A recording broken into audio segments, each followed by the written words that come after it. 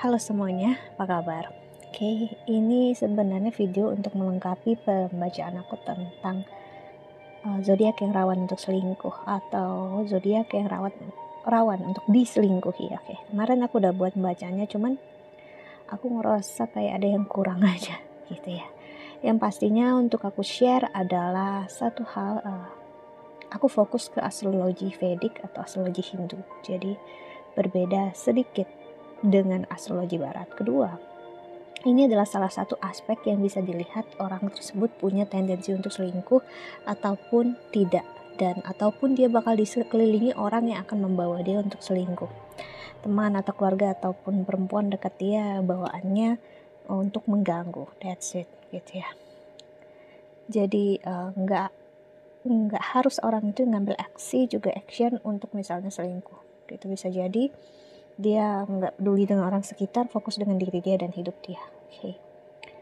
Lalu bisa jadi sebelumnya dia setia, tapi setelah dia menikah dengan kamu atau berkomitmen dengan kakak di luar sana, dia menjadi nggak setia. Kenapa kayak gitu? Karena seperti yang aku bilang, ada chemistry dalam astrologi, yaitu pertemuan antara planet kakak dengan dia yang bertabrakan gitu ya.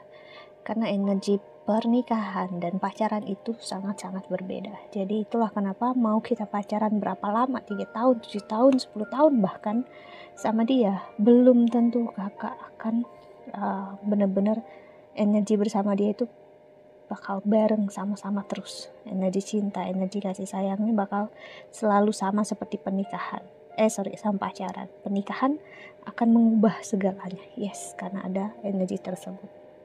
Itulah kenapa mungkin juga sebelumnya dia orangnya mendua terus-terusan, tapi setelah menikah dia jauh berbeda, dia menjadi setia. Itu bisa jadi ya. Jadi jangan menyalahkan salah satu zodiak sudah pasti gitu. No, kemungkinan besar ada energi zodiak lain juga yang bermain gitu. Oke. Jadi yang pastinya pernikahan, cinta dan kasih sayang gak menjamin seseorang akan setia, nggak menjamin seseorang harus atau dia bakal selalu sama-sama. Oke. Jadi ini yang perlu aku tekankan. Dan kemarin masih ada yang komen bilang katanya Scorpio itu yang paling setia, ada komen, dan saat aku balas komennya enggak sih, karena aku selalu bilang ini adalah salah satu hal yang bisa dilihat, tapi nggak menjamin Scorpio akan, semua orang yang di zodiak Scorpio akan setia. Ada juga yang bisa ataupun menjamin semua orang yang ada di zodiak Scorpio tidak akan setia. Karena Scorpio itu punya 3 sisi di dalamnya. Ada bagian zodiak Scorpio itu dibagi lagi.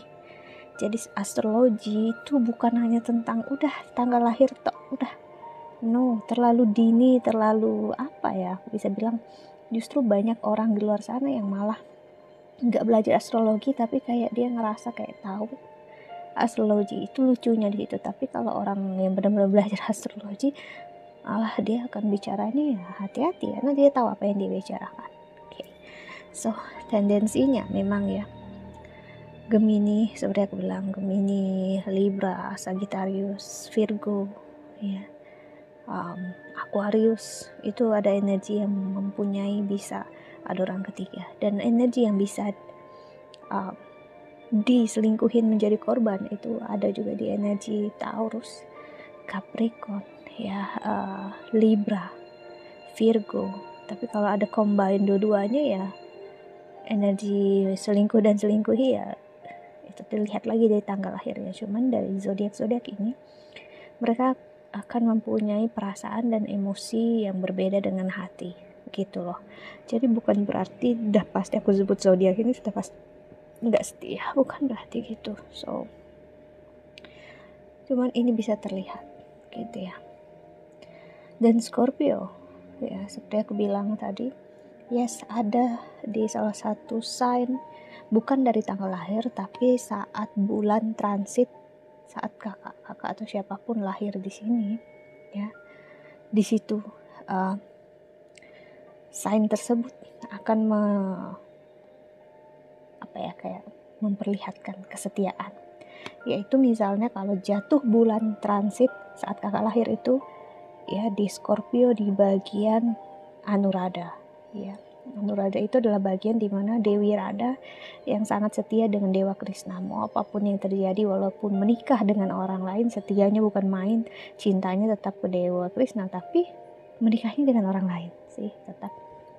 Terus ada di satu sisi yang dia sangat emosian, sangat nggak stabil. Pernikahan bisa menjadi hanya sebuah emosional dan seperti image dalam hidupnya.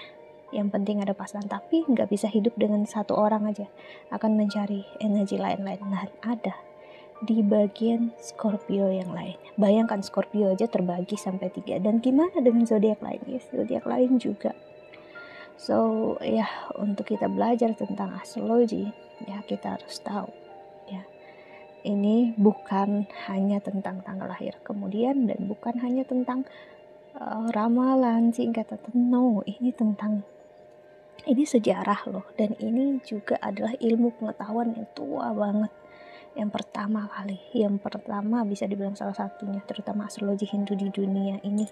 Yang lainnya, astrologi lainnya itu mengikuti astrologi Hindu. So tetap ada mistik, tetap ada supranatural di dalamnya.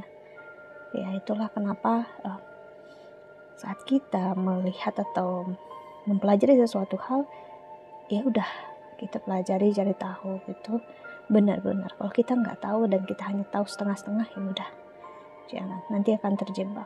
Nanti oh ya katanya zodiak ini nggak setia, apalagi masih ada yang bikin, aku nggak tahu kalau tarot reader lain yang bikin zodiak yang jahat, zodiak yang nggak baik, sudah pasti no ya, nggak ada zodiak yang benar-benar jahat, dan nggak ada zodiak juga yang benar-benar baik dalam hidupnya. Semua ada tingkatannya, ada karmanya masing-masing dalam hidup. Dia mau gimana dalam hidup pasti ada takdirnya.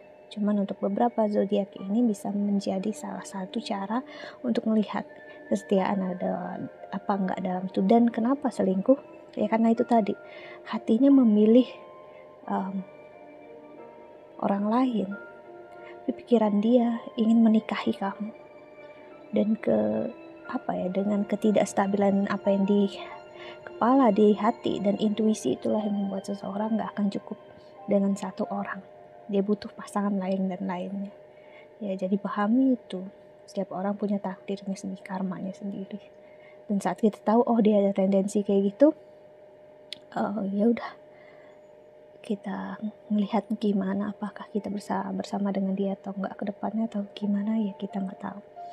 Ya, tapi yang pastinya seperti aku bilang, aku dulu pun gak terima sama kalian. Aku bersama orang, dekat sama seseorang, terus ada energi dia itu terlihat di astrologi gak setia. Aku marah, benci juga dengan astrologi, dengan astrologer. Aku bilang, ternyata apa?